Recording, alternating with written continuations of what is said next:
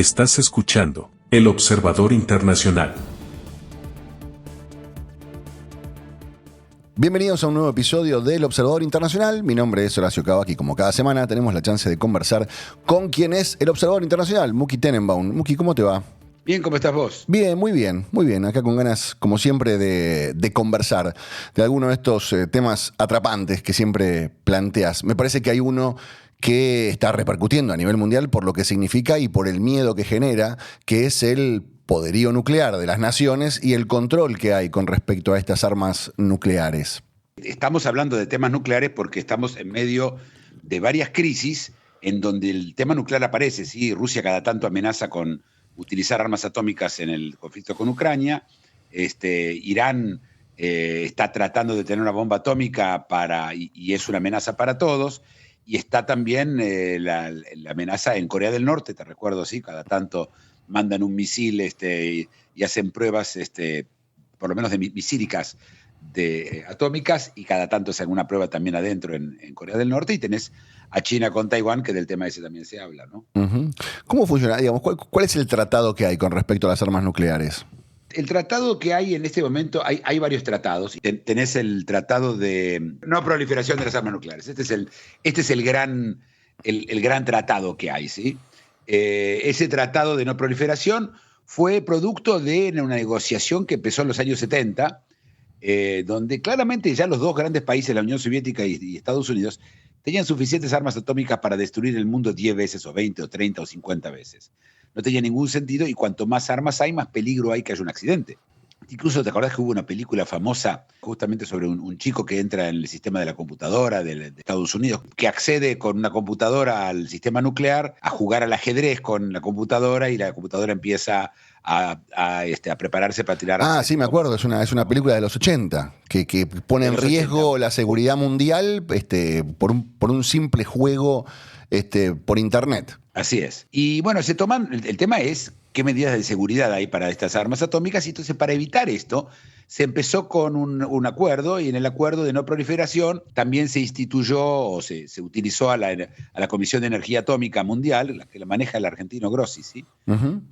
Para revisar que los países no sigan teniendo más y más países bombas atómicas. Para cuando se firmó este acuerdo ya tenían bombas atómicas o armamento nuclear Estados Unidos, la Unión Soviética, China, Inglaterra, Francia, oficialmente, y después India y Pakistán y Israel, que si bien es inoficial, no hay duda que tiene un poderío atómico importante. Claro. Estos son los países, y Corea del Norte, ¿sí? Bien. La película se llama Juegos de Guerra, es de 1983. Y hay un chico que ingresa no era internet en ese momento, pero ingresa al sistema informático del Departamento de Defensa de los Estados Unidos y se encuentra con el control absoluto del arsenal nuclear de ese país. ¿Podemos empezar con la historia de las armas nucleares? Digamos, hubo una especie de competencia durante la década del 40, bien quién se hacía primero con las armas nucleares, y la termina, entre comillas, ganando los Estados Unidos con las bombas que arroja sobre Hiroshima y Nagasaki. Mira, el concepto de arma atómica lo hace el famoso escritor de ciencia ficción H.G. Wells. Uh-huh. Hizo también La Guerra de los Mundos. Y en ese él habla de The A-Bomb, la bomba sí. Atómica, que era tomando en cuenta lo que ya se sabía sobre el poderío teórico que se podía hacer si uno pudiera utilizar una bomba de fisión. Y voy a explicar después cómo funciona una bomba atómica, porque uh-huh. es interesante también. Empezó una búsqueda, ¿sí? de armamento nuclear, no había todavía la data, había varios expertos en el mundo distribuidos. Estaba Niels Bohr en Dinamarca, estaba Enrico Fermi en Italia, Einstein en Estados Unidos, y había varios, casi todos de ellos judíos. Uh-huh. ¿Por qué digo que es judío si es relevante? Porque Alemania se deshizo de todos los científicos judíos, se tuvieron que ir todos, la gran mayoría se fue a Estados Unidos, y no solamente en Alemania, sino eventualmente se tuvieron que escapar de Italia, Enrico Fermi, Niels Bohr de Dinamarca, cada uno de ellos tuvieron que escaparse de sus países para evitar caer en manos de los nazis, y la bomba atómica nazi, que lo hubiera sido muy fácil hacer, o mucho más fácil hacer, si no hubiera tenido los científicos judíos, se hizo imposible. Se quedó solo con uno o dos famosos, no quiero tirar nombres, pero uno famoso que es Heisenberg, uh-huh. que también después es conocido por otros motivos. Pero no pudieron hacerla, y se sabía de que la Alemania estaba buscando hacer una bomba atómica. Déjame explicarte qué es una bomba atómica. cómo funciona, porque es interesante. Básicamente, si vos tenés suficiente cantidad de uranio, y no quiero explicar la parte física porque es demasiado detallado, pero si vos tenés una cantidad suficiente de uranio junta, de un uranio, lo que se llama uranio enriquecido, es tan inestable que eventualmente causa lo que se llama una bomba de fisión, es decir, se empiezan a cortarse, a romperse los átomos, y eso despliega una cantidad de fuerza que conocemos hoy con los reactores nucleares, que toda la electricidad de Francia está hecha con esos reactores, ¿sí? Con ese método, el tema era buscar cómo podían hacer para poder manejar esto de tal forma que sea controlable, ¿sí? Y la historia era cómo controlarlo. Y los americanos le encontraron la vuelta, hicieron los Álamos, se reunieron científicos en un lugar secreto, se armó y crearon la bomba atómica, que era para parar a Hitler, ¿sí? Claro.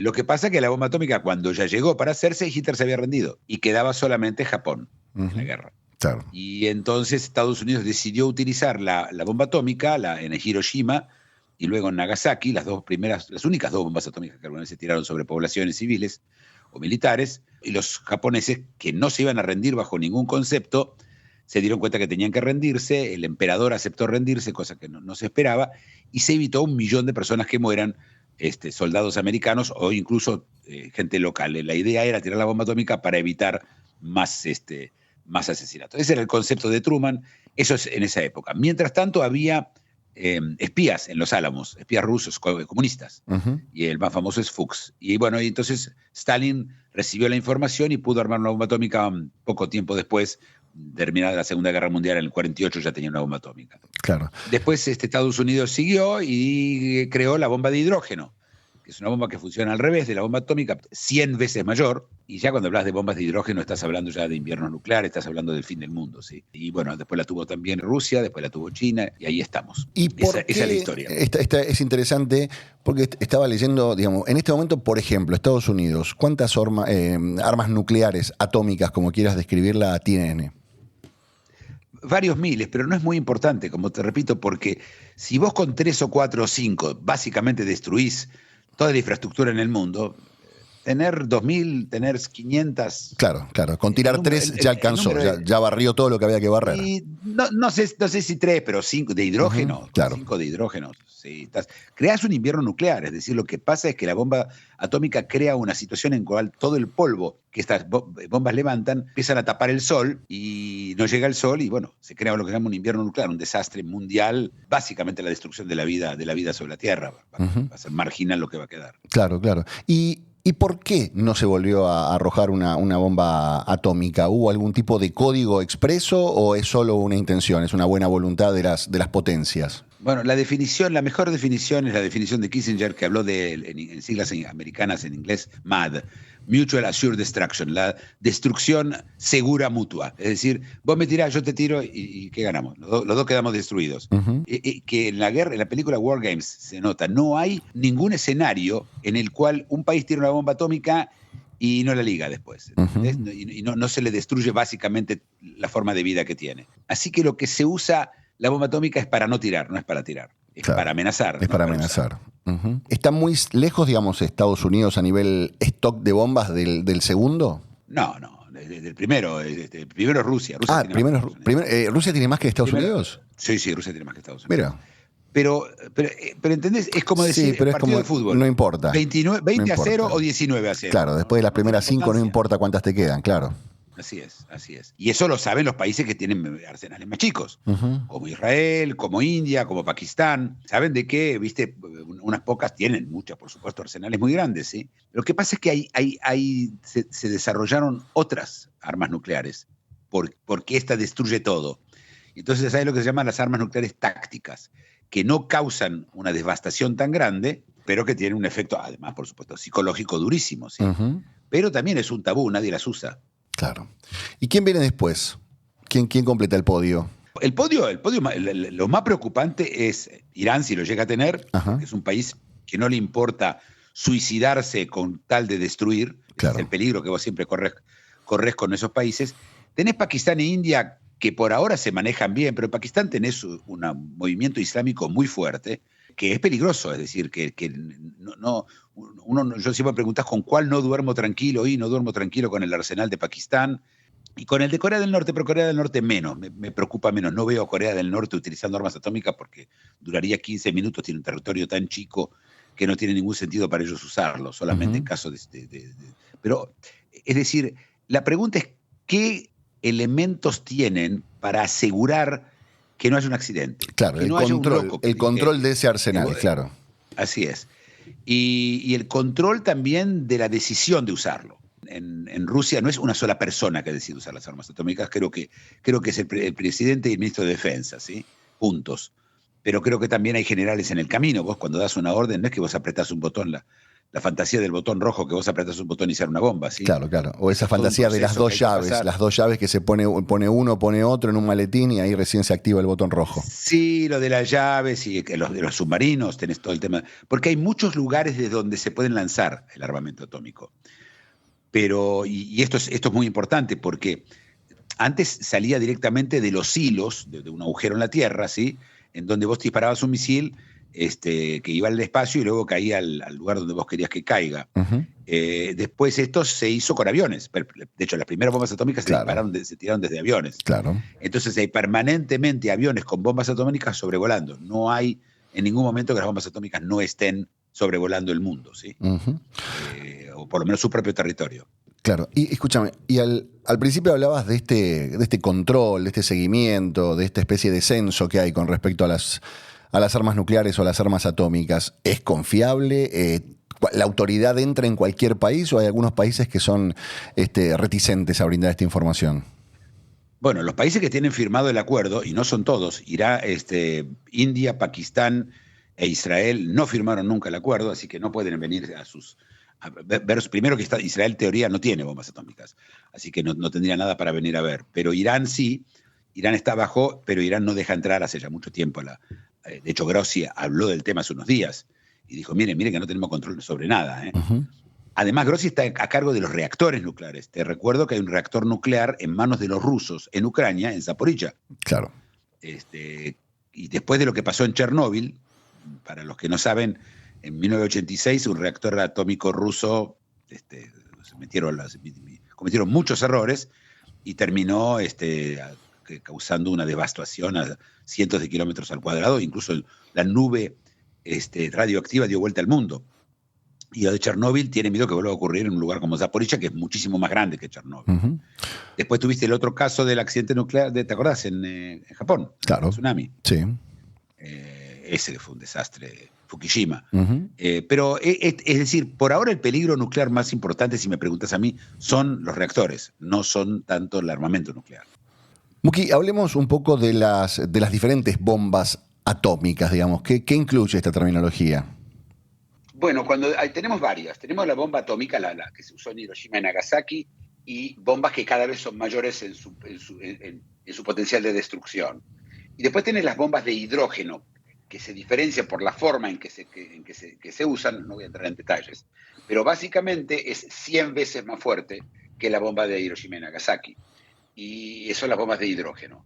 Pero hay bombas más chiquitas, las bombas que se llama también arsenal nuclear táctico, la bomba de neutrón. La bomba de neutrón es una bomba que si la tirás sobre una zona determinada, mata a todas las personas a 2 kilómetros a la redonda, y no más. Y no destruye los edificios, nada. 48 horas después de haber tirado la bomba atómica, la gente puede entrar sin ningún tipo de vestido especial, ya no hay radiación. Lo que tiene de especial esta bomba, como te dije, es que no destruye los lugares, que mata solamente, digo entre comillas, a la gente, y de esa forma la destrucción está limitada. Esas serían las bombas que utilizaría quizás algún país, Rusia en alguna configuración que yo todavía no veo como posible, pero posible, y en ese caso la utilizaría para limpiar una zona, ¿sí? Y vos hablabas de que Irán es el principal riesgo. ¿Qué otros países presentan el mismo riesgo que Irán? Porque da la sensación de que Estados Unidos tiene sus códigos, tiene su reglamento, tiene estas comisiones, no hay riesgo o por lo menos uno no piensa que puede llegar a pasar algo en Estados Unidos. Uno no está exento, pero por una mala manipulación de un arsenal nuclear. Pero fuera de Irán, ¿qué otros países te generan especial preocupación? Pakistán me genera preocupación, no en este momento con el gobierno que tiene, pero tiene un movimiento islámico muy fuerte, Pakistán. Pakistán tiene leyes islámicas y me genera preocupación. ¿Qué es lo que me genera preocupación? Pensá así, ¿por qué yo no tiraría una bomba atómica? Porque no quiero perder yo, porque tengo lo que perder. ¿Cuándo un país va a tirar una bomba atómica? Cuando no tiene nada lo que perder. Uh-huh. Es raro que un país no tenga nada lo que perder, pero cuando estás hablando de una religión que promueve la vida posterior a la muerte, en la cual lo importante es lo que viene después y no lo que hay ahora, es, digamos, un gran candidato a usar la bomba atómica. Irán es un caso, y en otro caso podría llegar a serlo Pakistán. En el caso de Irán lo vemos, es decir, la filosofía de ellos es toda persona que muere en una guerra es un mártir, y si es un hombre recibirá 72 vírgenes, y entre tantas cosas que se dicen. No necesariamente ese es el camino, pero Uh-huh. cuando la vida de acá tiene poco valor y la vida de después tiene más valor, es ahí donde yo estaría preocupado, ¿sí? Cuando no tienen lo que perder, pero no tienen lo que perder en serio, tienen lo que ganar casi, yo te diría. Claro. Claro. Y en el caso de China, porque siempre me planteas que acá la guerra importante es entre Estados Unidos y China. Hasta ahora hablamos de un montón de países, pero de China mucho no hablamos con respecto a esta carrera nuclear. China está creciendo muchísimo en el armamento nuclear, de hecho Estados Unidos está preocupada por eso, pero vuelvo a decir, ya China tiene suficiente como para destruir el mundo entero, ¿sí? No hace falta que siga teniendo más armas nucleares, se convirtió en un tema de prestigio también. No está claro por qué se siguen gastando sumas ingentes en modernizar. Yo te doy un ejemplo. En Estados Unidos, en los últimos 35 años, tuvo el mismo método para digamos, la detonación de armas nucleares. Esto se cambia ahora, cuestan sumas inmensas de dinero el cambiarlo. Y yo pregunté y me averigüé, ¿por qué cambian? Si el otro funcionaba, no es que lo que cambian, estamos hablando de detonar una bomba, ¿sí? Entonces la respuesta fue porque el otro método podía llevar a accidentes. Es decir, la meta hoy de mejorar el arsenal nuclear es evitar errores de seguridad.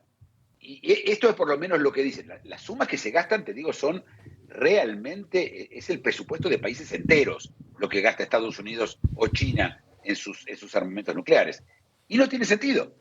Es decir, si dicen de que tienen miedo a accidentes, no hubo accidentes. Todavía los únicos accidentes que hubieron, nunca hubo una detonación. Hubo un avión que se cayó en el año 63 cerca de España, un avión con armas nucleares adentro que no estaban activadas. Se hundieron 2 o 3 submarinos nucleares con armas nucleares, pero tampoco estaban activadas. Es decir, no me está claro por qué se gasta tanto, y creo que es un tema de prestigio. Creo que además la gente que lo decide es mucho más fácil decir, bueno, ¿sabes qué? Vamos a renovar nuestro arsenal nuclear, que dedicarse a ver qué necesita un país, qué existe portaaviones y los drones. Recordemos que está la inteligencia artificial que viene caminando en esta historia y a la cual también se le tiene miedo con este tema, ¿sí? Uh-huh. Sí, claro. Muki, y con respecto a los tratados, estos códigos que hay entre diversos países, ¿qué reglamentan? ¿Qué restringen? ¿En qué se pusieron de acuerdo las principales potencias? Se restringe la cantidad de armas nucleares que se hacen, los ensayos nucleares están prohibidos, y Rusia cada tanto se va de estos acuerdos, enojada, pero no tiene mucha... A ver, el acuerdo sirve para evitar que se sigan proliferando. Pero vuelvo a repetirte, yo sigo sin entender la importancia de eso. En un momento se empezaron a reducir. Los americanos, después de la caída del muro de Berlín y la Unión Soviética se convierte en Rusia, llegan a un acuerdo y se sacan todas las bombas atómicas de Ucrania y de Bielorrusia, para evitar de que estos países tengan armas nucleares. Y fueron los americanos para ver cómo se desarman, etcétera. Hubo varias películas después sobre gente que se robaba o que se vendían armas nucleares en el mercado negro, cosa que realmente no pasa. No pueden andar con un maletín con una bomba atómica, ¿sí? Eso no es, Uh-huh. es realmente de ciencia ficción. Claro, claro. Recién hacías referencia nuevamente a la inteligencia artificial. ¿La inteligencia artificial en qué impacta en esta carrera armamentística? Yo supongo que en muchas cosas, primero, en evitar errores, ¿sí? La inteligencia artificial no tiene emociones, ¿sí? No le importa si... No toma decisiones basadas en la emoción, sino en determinados factores y reglas que se toman. Me imagino que eso va a dar un poco más de seguridad, y eventualmente más eficiencia. Yo creo que la inteligencia artificial en algún momento va a decir, mire muchachos, ¿qué tenemos toda esta bomba? No tiene ningún sentido, desarmémoslas, lo cual no es un tema menor, porque desarmar una bomba, ¿qué haces con el uranio? Claro. Lo tenés que meter en un lugar, es complicadísimo, es muy, poluciona todo, es un desastre. Así que también hay un problema con eso, y se sigue produciendo. ¿Sí? El uranio en este momento, hay 5 o 6 países que tienen uranio, creo que lo hablamos en su momento, pero tenemos el caso común es Níger, un país en África que es básicamente un lugar terrible, donde la gente, no sé, se muere a los 25 años, un desastre, un país desastroso que tiene grandes depósitos de uranio y que en su momento se pensó que Saddam Hussein lo traía de ahí, después se habló de que Irán lo tiene, Rusia tiene acceso a Níger. Hay todo el tema del uranio, pero vuelvo a repetirte, si es para los países que hoy tienen bombas atómicas, es irrelevante. Y para los que no tienen, ¿quién está cerca de tenerla? Irán es el único país en este momento que está cerca de tenerla. Los demás, ninguno de ellos. Así que es más, yo te diría, para distraer, hablemos de las bombas atómicas, que hablemos de la amenaza de una guerra convencional, que son las guerras que se viven, ¿sí? Claro, claro. ¿Y existe la posibilidad de que la inteligencia artificial, que digamos, que avanza a pasos agigantados día a día, pueda desarrollar alternativas, pueda mejorar, pueda optimizar esta clase de recursos atómicos, nucleares? La respuesta es sí, pero es difícil pensar cómo se va a hacer. Hay que ver si la dejan. Uh-huh. La inteligencia artificial responde a lo que vos le pedís. ¿No? Claro. No tiene voluntad propia. ¿Sí? ¿No? La idea de que hay una inteligencia artificial con voluntad propia es de ciencia ficción. ¿Sí? No existe. No hay tal cosa. La inteligencia artificial es simplemente un destornillador sofisticado. Uh-huh. Y entonces depende de lo que le pedís. Si le pedís, mira, quiero que me optimices el arsenal nuclear. Yo creo que si vos vas hoy, y yo le recomiendo a la gente que lo pruebe, a ChatGPT y le dice, decime, ¿cómo la inteligencia artificial puede mejorar y hacer más seguros los arsenales atómicos? Y te va a contestar. Hay formas, ¿sí? La pregunta es si los estados quieren, si tienen, hay políticas, hay mucho dinero detrás de esto. Todo el tema de defensa es muchísimo dinero, muchísimo dinero. Claro. Así que eso juega en contra, ¿no te parece? Uh-huh. Sí, claro, por supuesto. Y consulta, vos recién decías, es difícil, está controlado, no es fácil acceder a esos recursos, pero por otro lado vos hablabas de los reactores, de las usinas. ¿Qué riesgo conlleva que alguien, que un terrorista o que algún país sin escrúpulos, con un misil tradicional, haga volar por los aires una usina? Muy buena pregunta. Lo vimos en Zaporizhia. Están muy bien defendidas las centrales nucleares en general. No es un misil cualquiera, no puede causar. Pero sí, escúchame, si un terremoto lo hace, ¿sí? Simplemente un tsunami lo puede hacer. Imagínate un trabajo concertado para hacerlo. Y no solo eso, vos podrías utilizar un ciberataque sobre una central nuclear y hacerla, lo que se llama, entrar en caliente y empezar no sé si a explotar, pero sí a implosionar, ¿sí? Uh-huh. Y a crear un desastre ambiental. Claro que sí. El peligro está por el lado del ciberataque, yo te diría, más que por misiles. El último ataque de misiles de Irán contra Israel, que pasó hace 2 semanas, estamos en este momento en mediados de octubre, ¿no? De 2024. Y tiraron misiles y se sabe, o por lo menos se dice, que dispararon contra la central nuclear que tiene Israel en el sur de Israel, en Dimona, que está muy defendida. Sí, la verdad que sí. Si ellos pueden crear un desastre nuclear, lo van a hacer. Claro que sí. Claro. Así que es un peligro. Sí, yo te diría que es el peligro mayor de todo. Mira, vos recién planteabas que mientras estamos hablando de esta cuestión de la carrera nuclear, armamentística y la cantidad de ojivas que tienen, la preocupación pasa casi por la guerra tradicional de hace cientos de años, ¿no? El combate cuerpo a cuerpo, los ataques terroristas, un cuchillo, una ametralladora, una bala. En el mientras tanto, las grandes potencias, ¿en qué están pensando con respecto al arsenal nuclear? Mira, lo primero que ellos tienen interés es que no se difunda. Uh-huh. Rusia le podía haber dado arsenal nuclear a Irán mañana. Lo hizo con Belarus, de hecho a su socio y vecino le pasó armas atómicas propias. Uh-huh. Pero nadie se lo va a dar a un país que mañana se te da vuelta y las dirige contra vos. ¿Sí? Esto no es un chiste. Sí, Corea del Norte no recibió ayuda de China para hacer la bomba atómica. Irán, de hecho, Corea del Norte estuvo ayudando para tratar de hacer un reactor atómico y una bomba atómica a Siria. Uh-huh. De hecho, Israel lo descubrió y destruyó el reactor. hay países que sí proliferan, ¿sí? Pero Corea del Norte también está yo digamos que es el peligro más grande de Corea del Norte, en llevar a proliferar. Pero las grandes potencias ninguna, no tienen ningún interés darle ese poderío a nadie. Ujú. Y así yo creo que en ese sentido estamos bastante seguros.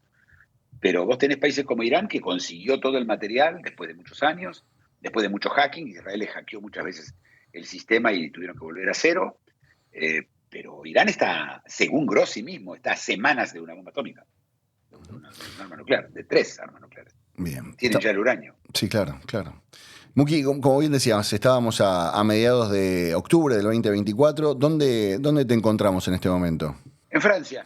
En Francia. ¿Qué referencia hay de Francia con respecto a armas nucleares, reactores? ¿Es una potencia? Sí, Francia tiene casi toda la electricidad, el único país del mundo, que tiene casi toda la electricidad con energía atómica. Tienen muchos reactores en todos lados, nunca se corta la luz en Francia, nunca. Tienen todo muy, muy bien organizado, y es contrario a Alemania, que Alemania no tiene reactores. ¿Te acuerdas cuando hablamos de Alemania la semana pasada? Sí. Que mencionamos, Alemania desarmó sus reactores nucleares. Y ahora Alemania está dependiendo de gas ruso y de problemas terribles. Ese problema no lo tiene Francia. Uh-huh.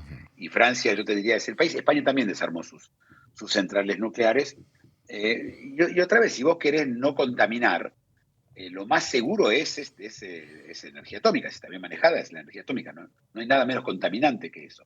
Uh-huh. Porque para explicar cómo funciona un reactor atómico, lo van a entender cualquiera, funciona igual que una locomotora. La locomotora vos le ponías carbón y con el calor, el vapor hacía moverse las máquinas, que hacían mover las ruedas. ¿Sí? Eso es una locomotora. Una central nuclear hace exactamente lo mismo. Calientan el agua y con el vapor se mueven las turbinas que generan electricidad. Eso es todo lo que es un reactor atómico. No hay más que eso. Bien. Lo único que tenés que mantener el uranio permanentemente limitado, porque si se queda sin agua, explota o, digamos, entra en reacción nuclear, y entonces lo tienen sumergido en agua. Por eso, en general, los reactores atómicos están cerca de un río o de un mar. Claro. Bien. Muki, ¿dónde te vamos a encontrar la semana que viene? En Francia. Perfecto. Todavía en Francia, pero después Oriente. Muy bien. Bueno, estaremos atentos y tendremos temas de conversación para los próximos episodios. Muki, que tengas una gran semana. Un gran abrazo. Muchas gracias, igualmente. Esto es El Observador Internacional. Mi nombre es Horacio Cavac y como cada semana los invitamos a participar de esta conversación que mantenemos a distancia con el Observador Internacional, Muki Tenenbaum. Los esperamos el próximo episodio.